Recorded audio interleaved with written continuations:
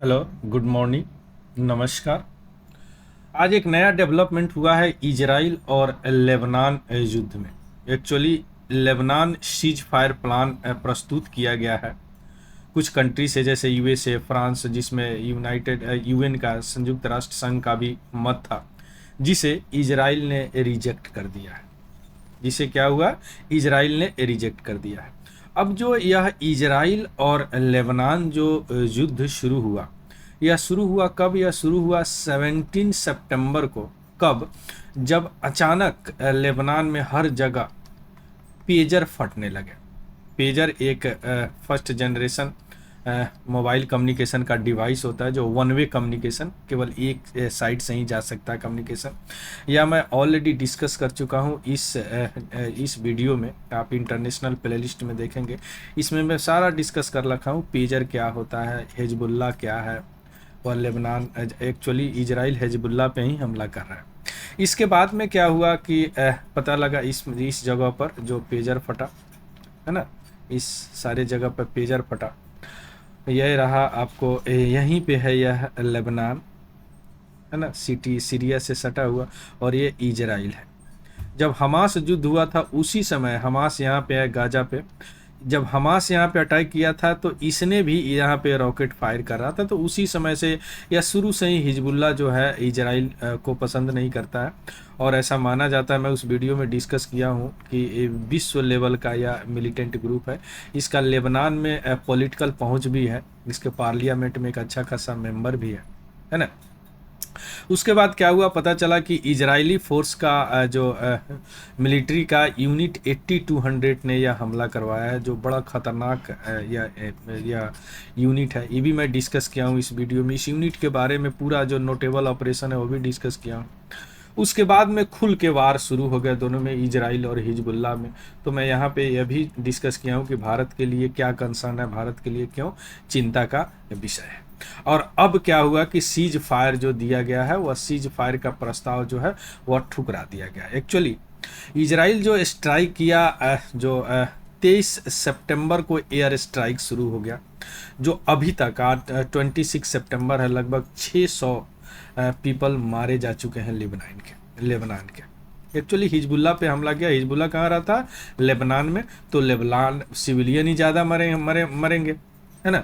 Hezbollah ने भी counter firing किया, बहुत सारे रॉकेट मिसाइल वगैरह दागे, लेकिन इजराइल का जो एरियल डिफेंस सिस्टम है, जैसे आयरन रोम वगैरह, इस पे भी मैं एक जगह डिस्कस कर चुका हूँ। उसको भी इंटरनेशनल प्लेलिस्ट में देखिए, कितना खतरनाक और जाना माना defence system, air defence system है ना, जो कि लिमिटेड डैमेज हुआ, चूंकि एयर डिफेंस सिस्टम इनका रास्ते में ही ख़त्म कर देते। अब इजराइल क्या होगा कि ग्राउंड लेवल पे, यानी ज़मीनी स्तर पर या लड़ाई का तैयारी कर रहा है, और उसका ड्रिल वगैरह भी इजरायली डिफेंस फोर्स शुरू कर दिया है। क्लियर? ये रहा यहाँ पे जो लाल वगैरह है, वह 23 सितंबर को एयर स्ट्राइक है ना वगैरह बता रहे हैं। या राउटर से मैं पिक्चर उठाया हूँ है ना। अब आते हैं कि हिजबुल्ला का भी रोल है, क्योंकि हिजबुल्ला 1982 में या ईरान का जो इस्लामिक रिवॉल्यूशन हुआ था उससे प्रेरित, और भी बहुत सारे कारण हैं, वहाँ पे मैं डिस्कस कर चुका हूँ। तो उसको देखिएगा 82 से, या ईरान इसको सपोर्ट कर रहा है शुरू से ही। क्यों? क्योंकि ईरान शिया है और ये भी शिया मिलिटेंट ग्रुप है ना। तो इजराइल से शुरू से ही ये लड़ रहे हैं, ईरान लड़वाता है, पैसे देता है, और अब यह डायरेक्ट खुल के आ गए हुए हैं।